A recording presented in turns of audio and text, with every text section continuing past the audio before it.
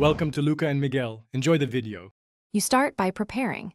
Make a full system restore point and export the registry key hklm/software/Microsoft/cryptography to a safe location.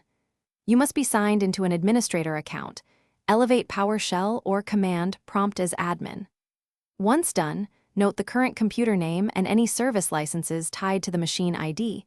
Take screenshots. Make sure external backups are available so you can revert registry or system state if anything goes wrong before you attempt changes. Now proceed to change the ID using the method that fits your goal.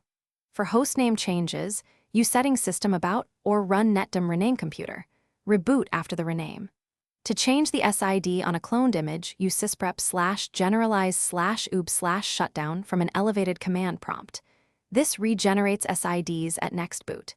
If you need to alter machine GUID, open the exported registry file, modify the GUID value, then import it back, only after confirming you have good backups and a restore point.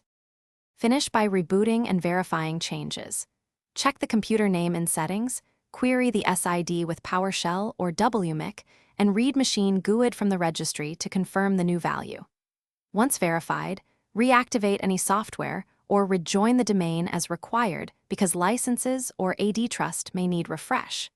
If something goes wrong, immediately restore the exported registry or run the system restore point. Then check Event Viewer for specific errors and repeat steps after fixing the root cause.